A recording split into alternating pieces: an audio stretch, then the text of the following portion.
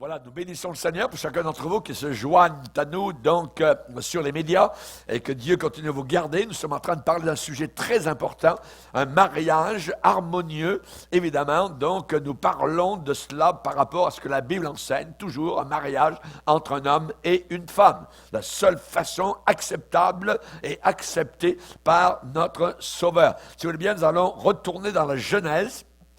Dans la Genèse, chapitre 2, nous allons relire donc ce passage connu, mais nous allons rafraîchir nos pensées, particulièrement avec ce que nous allons entendre. Genèse, chapitre 2, et nous allons lire à partir du verset 18. « L'Éternel Dieu dit, il n'est pas bon que l'homme soit seul. Je lui ferai une aide semblable à lui.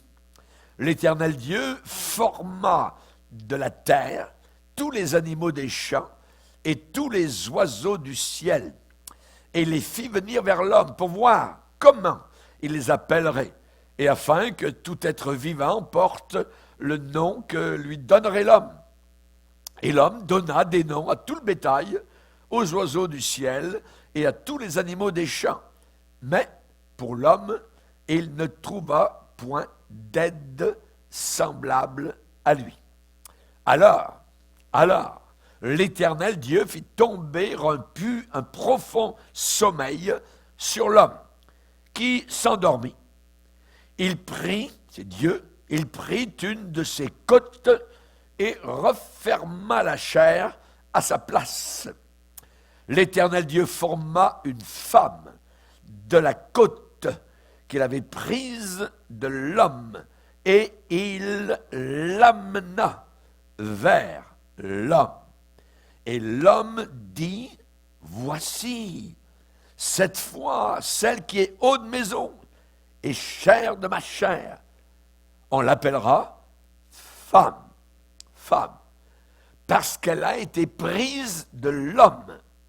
C'est pourquoi l'homme quittera son père et sa mère et s'attachera à sa femme, et ils deviendront une seule chair. Amen. Seigneur, nous te bénissons de nous rappeler la formation du mariage. Nous te bénissons car c'est toi qui en as eu le design, l'idée. Et nous te demandons, Seigneur, de continuer ce travail, Seigneur, dans les couples, dans les chrétiens et les chrétiennes particulièrement, et que nous puissions comprendre cette volonté qui est toujours bonne, agréable et parfaite. Nous te demandons, Seigneur, que nous puissions toujours te présenter nos corps comme un sacrifice vivant, ce qui sera de notre part un culte tout à fait logique et raisonnable. Nous te prions ces choses, Père, dans le nom merveilleux, glorieux de celui avec lequel nous allons vivre pour l'éternité, Jésus, ton Fils bien-aimé. Amen et Amen. Et tout le peuple dit Amen. Gloire à Dieu. On peut s'asseoir, frères et sœurs. Alléluia. Gloire à Dieu. Dans la première partie, pour bien comprendre, vous devez absolument écouter la première partie parce que c'est une suite, je dirais, logique, et on a besoin d'avoir ce courant pour, évidemment, faire le joint. Mais là, nous entrons dans la deuxième partie, et particulièrement, donc, nous avions vu qu'il y avait des différences entre l'homme et la femme. La femme n'est pas plus élevée que l'homme n'est pas plus élevé que la femme, mais Dieu a voulu qu'il y ait des différences, donc, entre un homme et une femme. Il est dit, il créa l'homme et la femme. Donc, nous voyons qu'on doit souligner cela. Et dans notre époque qui veut détruire tout ce que Dieu, évidemment, a placé, eh bien, nous réaffirmons la volonté, donc, du Seigneur. Dieu a fait une différence entre les sexes, le sexe masculin et le sexe féminin. Et le diable, lui, veut une génération unisexe. Vous voyez, ça c'est l'idée diabolique, une idée totalement, je dirais, sotte, idiote et totalement absurde. Et nous avons besoin donc de voir cette différence entre l'homme et la femme. Et ces différences, eh bien, on a commencé à voir la première. Donc, c'est que l'homme, dans le couple, dans le foyer, selon Dieu, c'est lui le pourvoyeur. c'est lui donc qui pourvoit aux besoins, et la femme a été prévue comme étant une aide. Une aide. Donc, et c'est la raison pour laquelle donc nous avons vu la première partie ce matin. Et là maintenant, après avoir vu l'homme pourvoyeur, nous allons voir la deuxième chose, l'homme protecteur. L'homme protecteur. C'est ça, dans le plan de Dieu. Dieu a placé des instincts, je dirais, à l'intérieur de l'homme pour qu'il protège son épouse. L'homme est protecteur. La femme est différente. La femme, elle est, je dirais, soignante. Elle soigne, elle entretient, vous voyez, elle éduque. Et nous avons dans la parole de Dieu certains passages, particulièrement dans le livre des Proverbes, où il est dit, par exemple, au jeune homme, mon fils, eh bien, ne rejette pas l'enseignement de ta mère.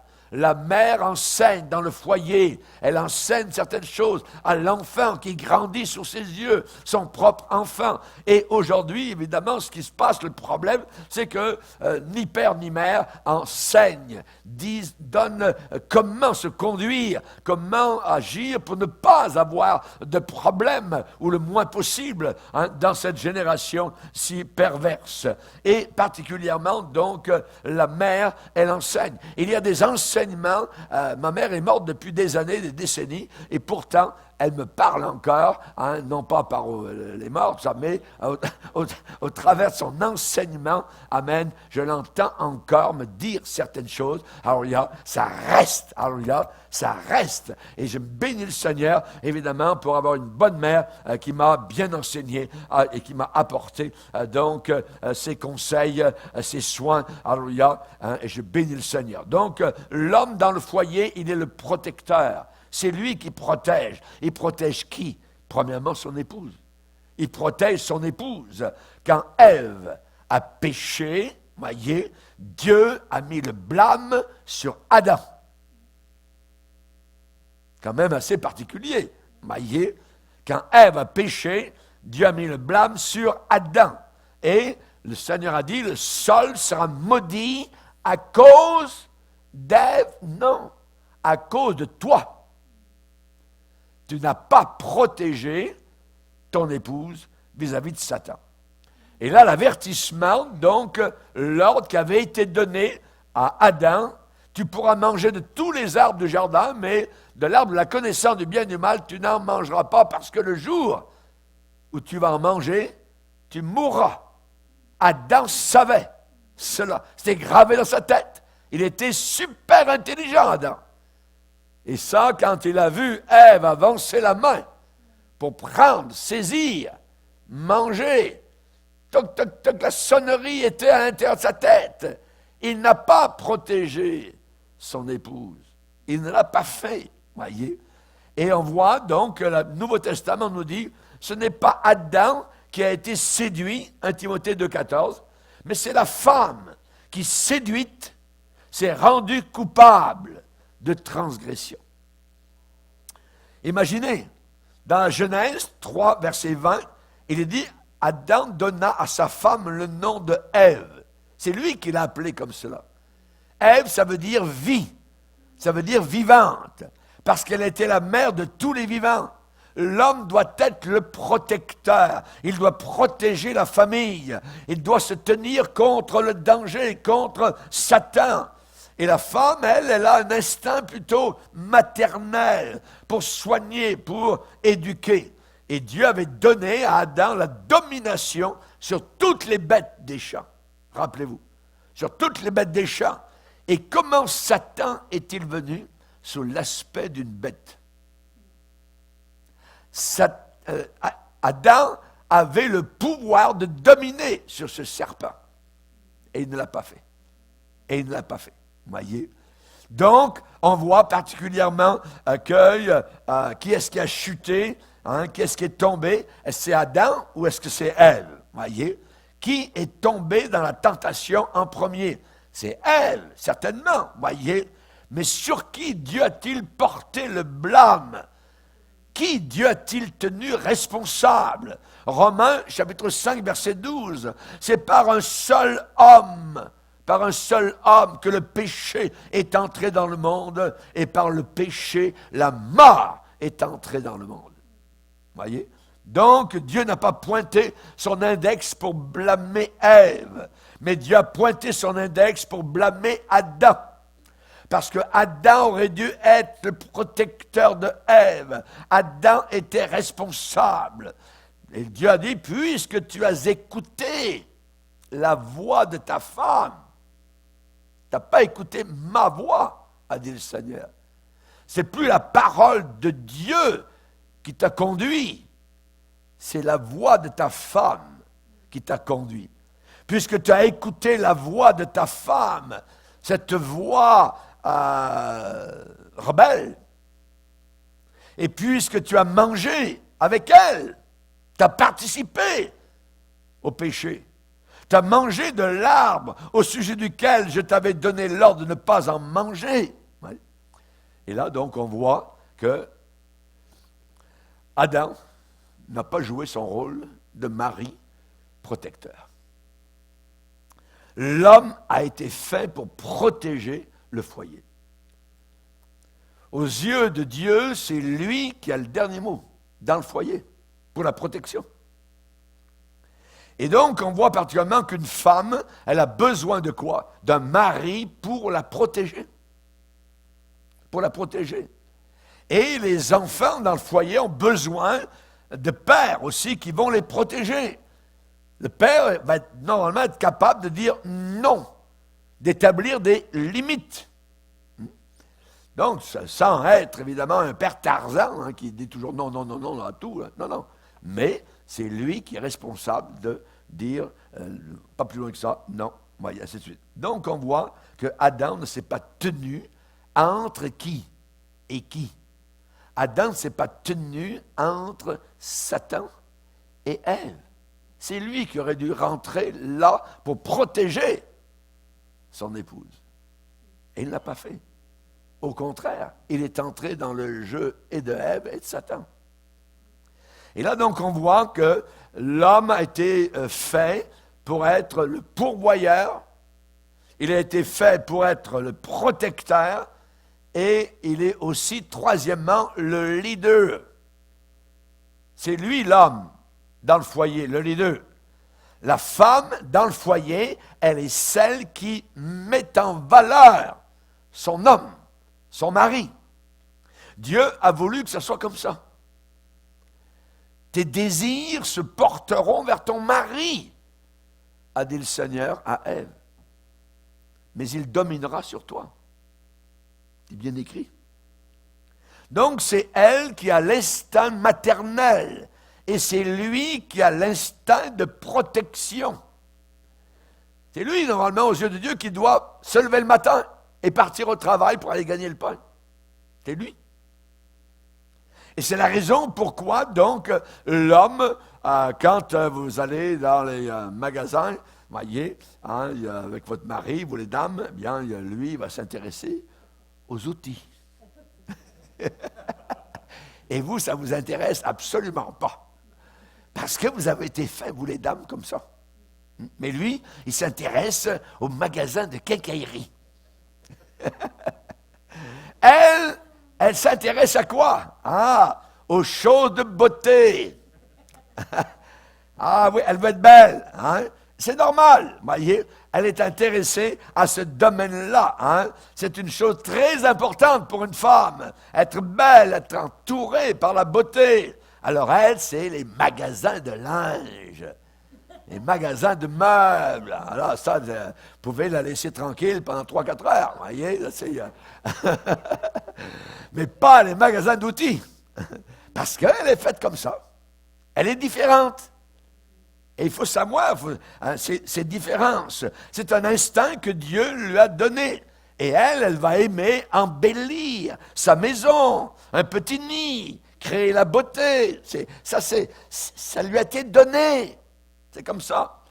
Et les hommes, eux, moi j'ai mes objectifs à atteindre, tout ça, vous voyez, c'est différent.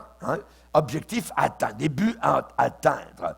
Mais les femmes, elles, sont plutôt orientées vers la sécurité.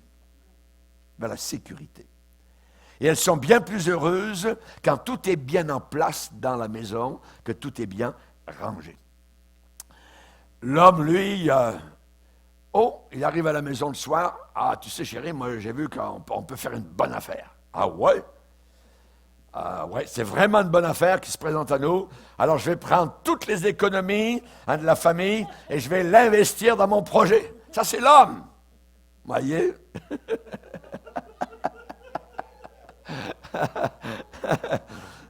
L'homme, il voit son travail comme une extension de lui-même. L'homme, quand ça marche bien à son travail, est heureux. Quand ça marche mal à son travail, ça ne va pas bien. Il fait comme ça. Voyez? La femme, elle vit, elle, de manière différente. Elle voit sa maison comme une extension d'elle-même. Si dans la maison, c'est un fouillis, c'est encombré, c'est un désordre, ça veut dire que sa vie aussi est un fouillis. Parce que normalement, l'instinct que Dieu lui a donné, eh bien, c'est d'être ordonné. Elle veut que sa maison soit bien placée, bien ordonnée, que ce soit propre. Voyez? La femme n'est pas premièrement intéressée à réussir, voyez, au succès. Non, non, elle, c'est la sécurité. La sécurité. Hein? Alléluia. Donc, merci Seigneur, elle est faite comme ça. Les hommes, eux, ils regardent à l'image d'ensemble, dans l'ensemble. La femme, elle regarde les détails. Elle va voir quelque chose. Voyons, j'ai jamais vu ça, chérie. Mais elle a vu, voyez.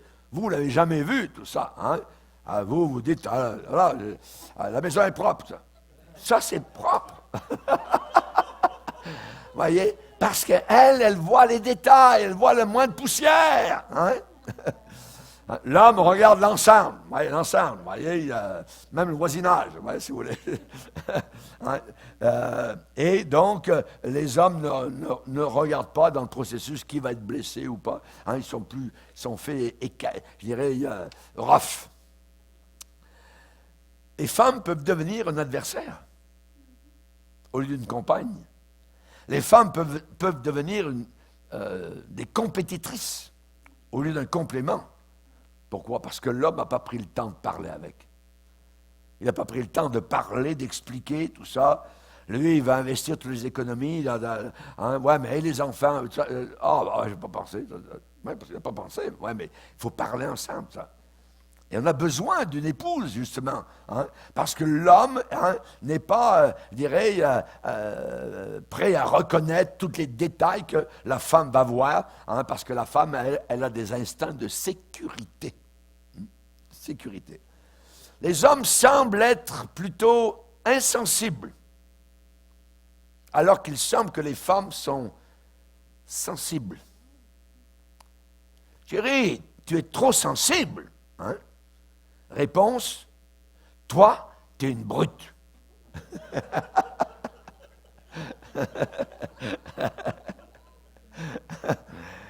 Et à cause de ce que Dieu l'a appelé à faire, eh bien, l'homme, il a une sorte de coquille, plus dure, plus épaisse. Hein? Et dans le monde, n'oubliez pas que c'est une jungle.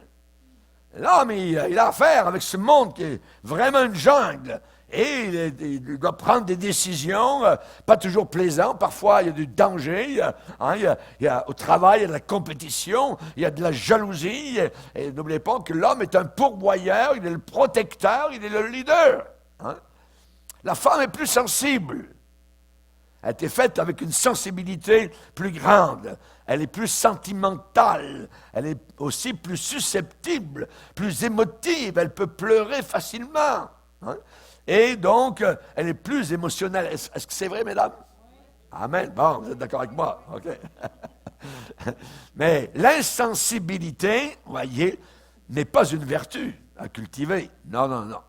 Mais c'est un instinct donné de Dieu pour être plus tough, plus solide, résistant, voyez, robuste, coriace. On a, nous les hommes, peut-être une peau un peu plus dure, voyez. Merci Seigneur pour la sensibilité de nos épouses. Merci Seigneur, voyez. Et votre femme peut vraiment, vraiment vous aider. Imaginez que vous soyez, vous les hommes, un sous-marin nucléaire. Vous êtes Vous êtes un sous-marin nucléaire, vous voyez. Et vous savez alors, à ce moment-là, ce qu'est votre femme, elle est un sonar. Vous ne savez pas ce que c'est que le sonar, hein? Le sonar, c'est une sorte de radar, hein, sous les eaux. Hein, il y a une sorte de détecteur, donc sous-marin, par des ondes sonores. La femme, elle est le sonar. Hein? Elle peut vous dire où se trouve le danger. Elle est capable. Voyez? Et les hommes ont tendance à faire face aux problèmes tête première. On y va. Ah oui. Mais les femmes ont tendance à faire face aux problèmes le cœur en premier. C'est différent. Et donc, les femmes, d'une certaine manière, bataillent entre la logique et les émotions. La logique et les émotions. Une femme, dans le foyer, va savoir ce qui se passe sans savoir ce qui se passe. Vous m'avez compris? Elle est prudente. Elle est avisée. La femme vertueuse, en Proverbe 31, il est dit qu'elle sait ce qui se passe dans sa maison. Elle veille à ce qui se passe dans sa maison. Et la Bible parle de l'étrangère. L'étrangère, évidemment, à Dieu, l'étrangère folle, sans tête, maillée. Et il est dit qu'elle ne sait pas où elle va.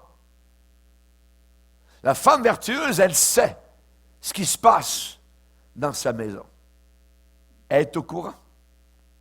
Et il est dit que la femme vertueuse, qui a de la vertu, elle est une couronne pour son mari, mais celle qui fait honte, c'est la carie de ses os.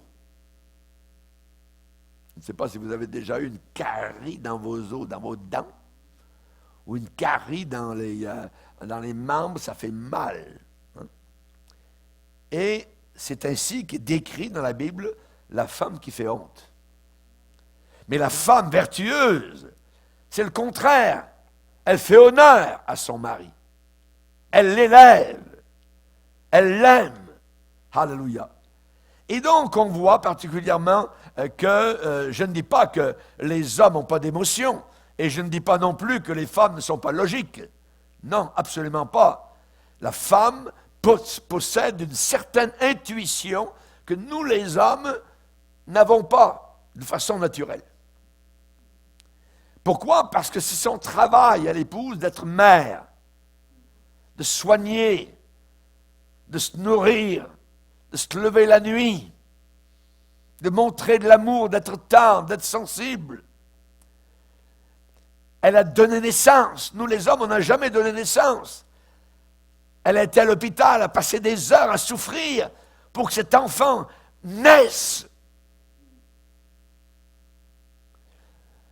Mais d'un autre côté, l'homme doit faire face à un monde extérieur. Il faut qu'il ait d'une certaine manière cette carapace, cette coquille. Hein? Parce qu'il va sortir le matin, chaque matin dans cette jungle. Il va travailler à l'usine, sur la ferme, à l'université, à l'hôpital, au bureau. Et donc, il est fait comme ça. Donc, elle pense émotionnellement, et lui, il pense logiquement. Dieu les a fait comme ça. C'est la raison pour laquelle on a besoin des deux. Les deux. Voyez, les gars, écoutez-moi. Voyez, écoutez-moi. Hein? Quand l'épouse vous transmet quelque chose, elle le transmet souvent de façon émotionnelle.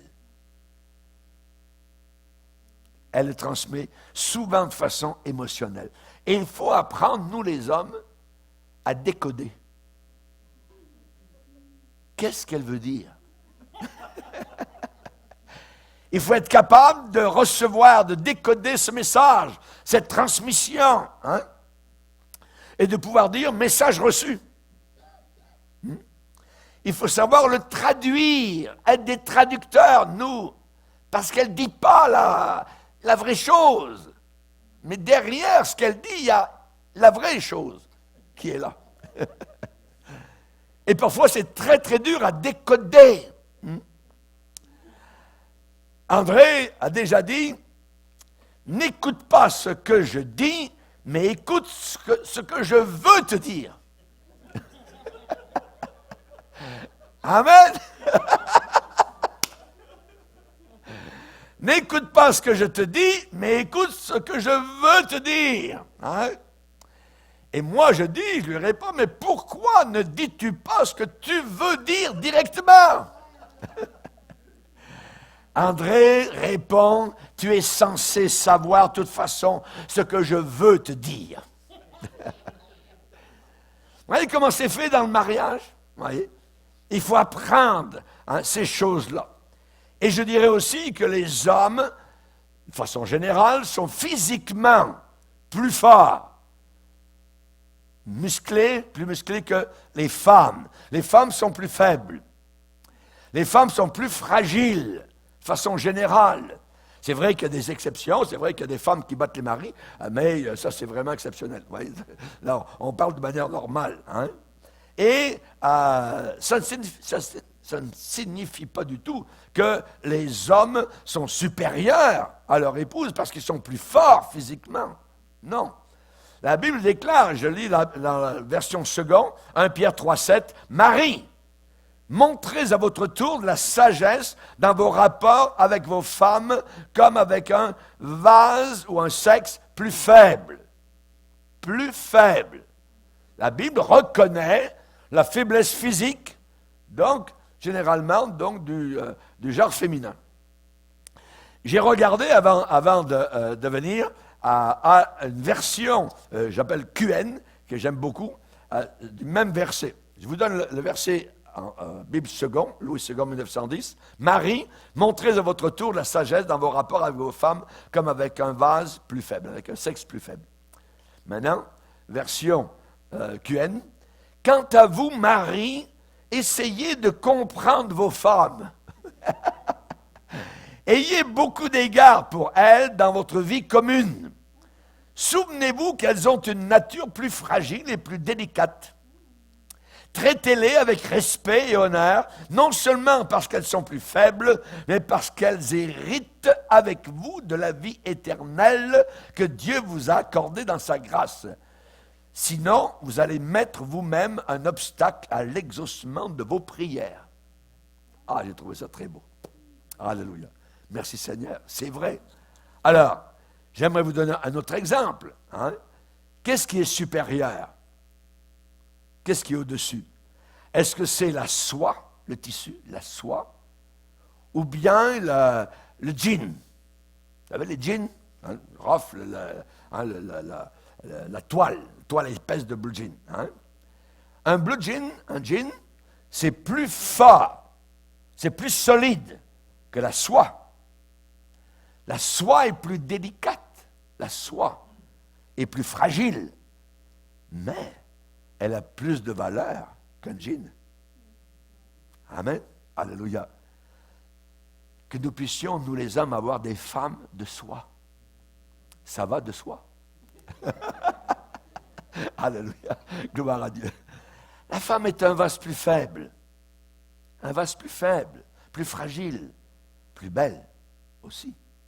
La femme a été créée par Dieu pour être douce, gentille, tendre, pour soigner, pour prendre soin.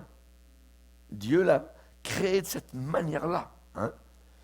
Regardez un peu une femme prendre un petit chat dans ses bras.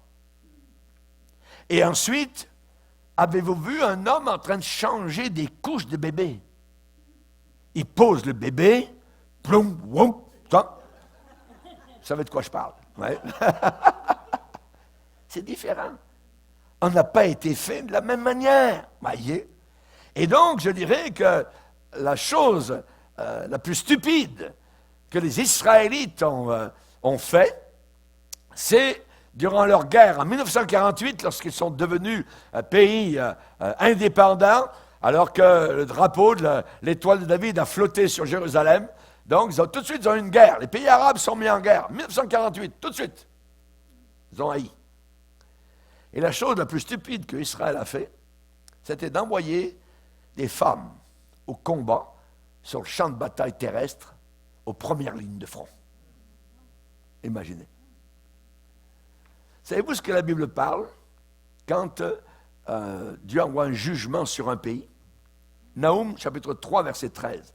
« Voici ton peuple, ce sont des femmes au milieu de toi. Les portes de ton pays s'ouvrent à tes ennemis, et le feu consume tes verrous. » Ça veut dire quoi? Ça veut dire Dieu est en train de déclarer dans Naoum 3, verset 13, je ferai que tes soldats seront comme des femmes. Ça parle de faiblesse militaire. Et en 1948, Israël a placé des femmes en zone de combat, première ligne, et ils leur ont donné des armes pour se battre. Et après quelques semaines, les autorités israélites ont dit, nous venons de faire une erreur terrible, colossale. Pourquoi? Parce que les soldats hommes prenaient des risques trop élevés pour protéger les femmes soldats. Et les troupes arabes qui étaient en face combattaient bien plus énergiquement qu'ils ne l'auraient jamais fait, parce que surtout, ils ne voulaient jamais être vaincus par des femmes. Et il y a eu un terrible carnage parmi les Israélites à cette époque-là. Et ils ont dit, c'est une erreur colossale de placer des femmes comme aux troupes de front. L'homme est fort physiquement et la femme est plus fragile. Un homme est lâche quand il bat sa femme. C'est la pire lâcheté qui puisse exister. Et cinquièmement, j'aimerais vous dire qu'il y a des différences entre les hommes et les femmes. Les femmes ne sont pas supérieures aux hommes et les hommes ne sont pas supérieurs aux femmes. Mais sont faits différemment. C'est Dieu qui a fait ça comme ça. Et Dieu était très intelligent. La Bible dit que son intelligence n'a pas de limite. Et les femmes, cinquièmement, eh bien, font moins confiance. Les hommes font moins confiance et les femmes font plus confiance. Font plus confiance. Les hommes ont tendance à être plus sur la défensive. Et les femmes ont tendance à faire plus confiance. Une femme peut tellement faire confiance qu'elle est capable de rencontrer un étranger, n'importe où, ou une étrangère.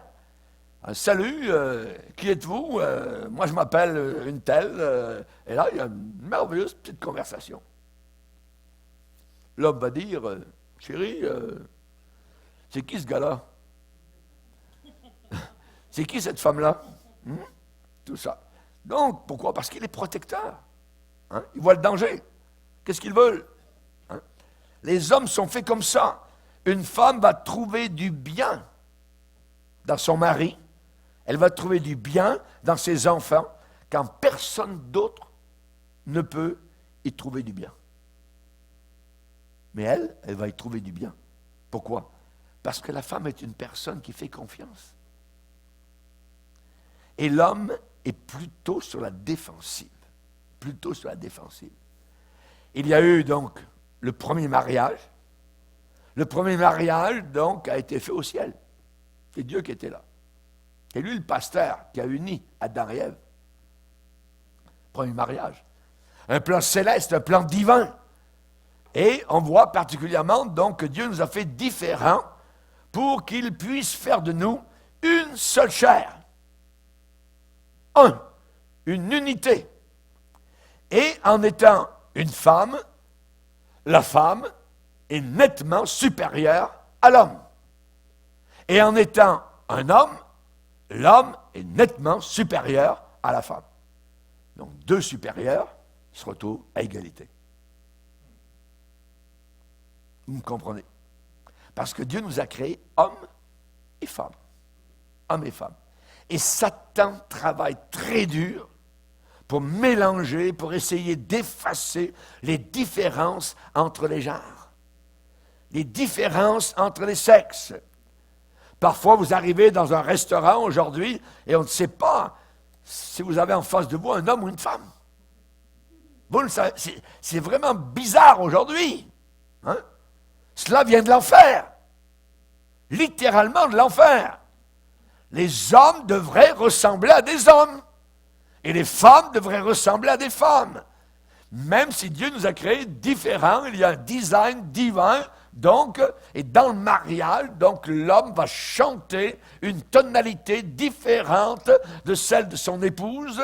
Mais même si la femme, elle, va chanter sur un autre ton, il va y avoir une harmonie dans le foyer. Une harmonie à la maison. Si on prend juste les cheveux, je ne vais pas couper les cheveux en quatre, vous voyez, mais la Bible dit quand même un petit mot, vous voyez, vis-à-vis de cela, et particulièrement dans 1 Corinthiens 11, il est dit que la nature, donc, nous enseigne. Elle nous enseigne. La nature elle-même ne vous enseigne-t-elle pas que c'est une honte pour l'homme de porter de longs cheveux? Des hommes avec des cheveux jusque dans le dos, c'est une honte aux yeux de Dieu. C'est la Bible qui dit ça, le Créateur. Donc, la nature nous enseigne, c'est une honte pour l'homme de porter de longs cheveux, mais c'est une gloire pour la femme de porter de longs cheveux. Maintenant, pourvu que vous ressembliez, vous les dames, pas à un homme, et vous les hommes, pas à une femme, ça suffit. On n'ira pas prendre un petit centimètre, je vais vous dire, si vos cheveux, c'est quoi la longueur que la Bible dit, cheveux longs? Non. Dieu, ce qu'il veut, c'est la différence. La différence, qu'on voit la différence entre un homme et une femme. Alléluia. En réalité, quand on parle d'harmonie, harmonieux, et quand l'épouse chante à un ton et l'homme chante sur un autre ton, et les deux ensemble font une harmonie, en réalité, ce n'est pas un duo. C'est même pas un duo. C'est un trio. Parce que la Bible dit que la corde à 3 fils n'est pas facilement rompue. Alléluia. Amen. Dieu est là. Dieu chante aussi. Et alors, quel chant merveilleux un foyer peut apporter. Gloire au Seigneur. Le vrai mariage, c'est une union d'un homme, d'une femme et de Jésus-Christ. Alléluia. Et donc, on ne chante pas en unité, mais on chante en harmonie. Seigneur, donne-nous des foyers pieux. Donne-nous des foyers pieux. Alléluia. Et donc, il y a eu un jour un mariage qui a été gâché par l'enfer. Un mariage totalement gâté, même s'il avait été planifié au ciel. La Bible dit, le serpent est venu, le plus rusé de tous les animaux des champs. Et il dit à la femme, Dieu a-t-il réellement dit? Tout de suite, Satan est venu mettre en doute la parole de Dieu. Et c'est ce qu'il fait jusqu'à aujourd'hui. Mettre en doute ce que Dieu déclare. Quel est le plan de Satan? Quelle est sa stratégie? C'est simple.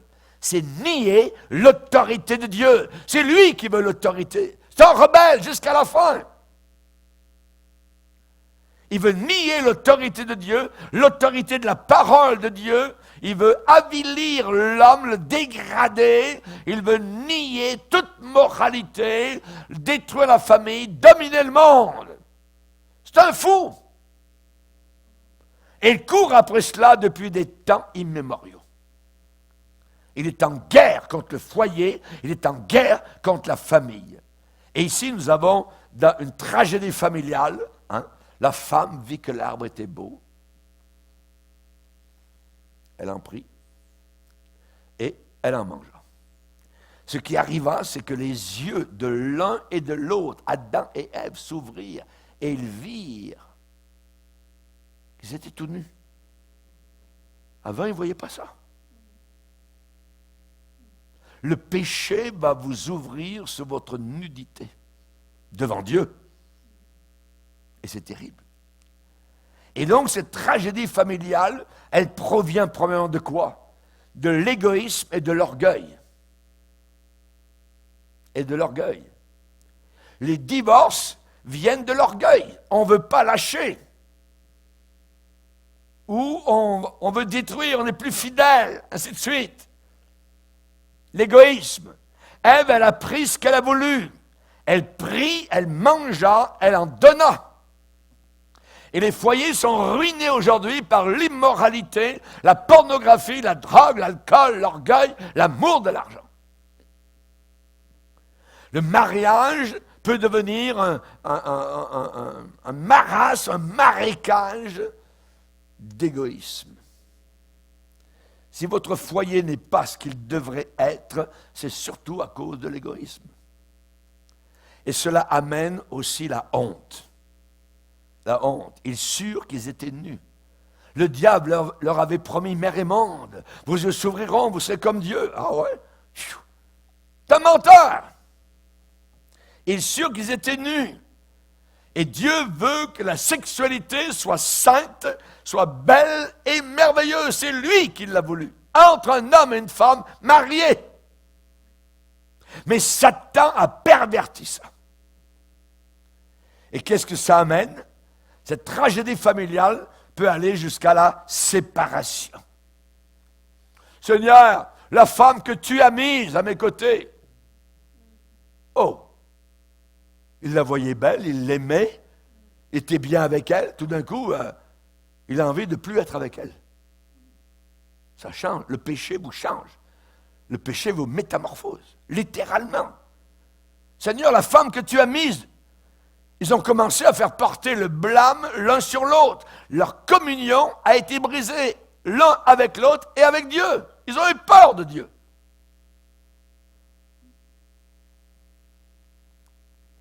Il semble que Adam n'aurait plus voulu avoir Ève. Imaginez la tristesse. Et c'est là que les mots de la Bible sont sortis: souffrance, grossesse, douleur. Satan gâche nos familles. Aujourd'hui, on dit qu'une famille avec un père et une mère, c'est dépassé. Parce que c'est autoritaire. C'est Satan. Que le mariage, la famille, le foyer avec un père et une mère, c'est le berceau de beaucoup d'injustices de société.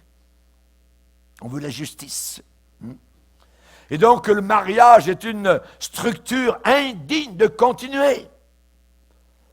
Raison pour laquelle les gens ont avalé aujourd'hui, les gens veulent plus se marier. Il y a une féministe que j'ai notée qui s'appelle Sheer Heat. Elle se moque, elle ridiculise la famille traditionnelle dans un article très long. Mais juste une phrase qu'elle déclare. Elle dit « La Sainte Famille modèle, Jésus, Marie et Joseph, est un modèle essentiellement répressif et contraignant, enseignant des choses autoritaires avec le pouvoir masculin qui ne change pas. Si vous prenez la famille Marie, Joseph et Jésus, c'est un modèle très malsain. Satan, venin, mortel, inimaginable, impensable. J'aimerais vous redire qu'il existe une vie qui est droite.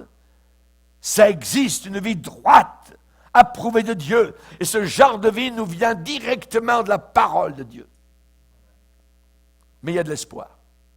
Pourquoi? Parce que le mariage a été pensé au ciel, il a été gâché par Satan, mais il est marqué par l'espérance. Dieu a parlé au diable, a dit « Satan, je vais mettre inimitié entre toi et la femme, entre ta postérité et sa postérité. » La postérité de la femme, c'est Jésus-Christ. Et il a dit, celle-ci, cette fameuse postérité, va t'écraser la tête. Et c'est arrivé à Golgotha, où Christ a écrasé la tête du serpent. Et il ne s'en est pas remis, il en a mal à la tête pour l'éternité. Gloire à Dieu. Quand est-ce que le premier miracle de Jésus a été accompli? À un mariage. À un mariage. Il a changé l'eau en vin. Et Jésus peut changer l'eau de votre tristesse en un vin de joie. Alléluia. Jésus peut prendre votre foyer et en faire un vrai miracle. Il le veut. Il le veut. Si votre foyer aujourd'hui est rempli de tristesse, de honte, de séparation, de blâme, de cœur brisé, apportez tout cela à Jésus. Apportez tous ces morceaux à Jésus. Il va y avoir une musique magnifique et harmonieuse. Votre foyer peut devenir un tout petit coin du ciel. Alléluia.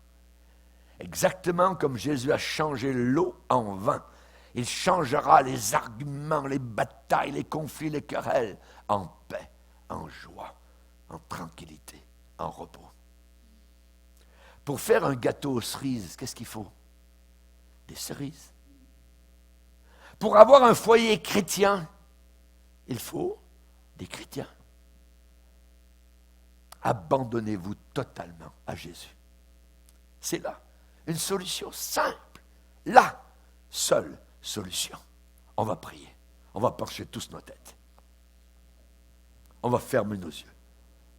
Alléluia. Vous les chrétiens, priez. Priez pour ceux qui ne connaissent pas Jésus-Christ. Nous sommes à la partie la plus importante de la réunion. Peut-être la personne à côté de vous n'est peut-être pas sauvée, mais peut-être c'est la dernière occasion qu'elle a sur la terre à entendre l'Évangile. Priez pour cette personne, qu'elle puisse venir à connaître Jésus. Et vous qui m'écoutez, si vous ne connaissez pas Jésus-Christ, commencez à prier cette prière dans votre cœur. Seigneur, j'ai besoin de toi. Aide-moi à régler cela maintenant. Je sais que tu m'aimes, je sais que tu veux me sauver. Tu es mort pour me sauver. Jésus, tu as promis de me sauver. Je crois que tu es le Fils de Dieu. Je crois que tu as payé ma dette à la croix du Calvaire. Je crois que tu es sorti vivant d'un tombeau, d'un cimetière. Merci Seigneur. Maintenant, je te reçois dans mon cœur, dans la repentance, dans la foi. Viens dans mon cœur, pardonne mon péché. Sauve-moi maintenant et aide-moi à ne jamais avoir honte de toi. Merci Seigneur, dans le nom puissant, glorieux, merveilleux de Jésus-Christ. Amen et Amen. Et tout le peuple dit Amen. Levons-nous ensemble devant le Seigneur. Alléluia. Pour écouter plus de conférences de prédication et d'études bibliques qui ne sont pas disponibles sur YouTube, rendez-vous sur notre site rbmif.org et vous allez accéder à notre menu messages, vidéos, prédications et vous aurez ainsi accès aux messages censurés. Que Dieu vous bénisse.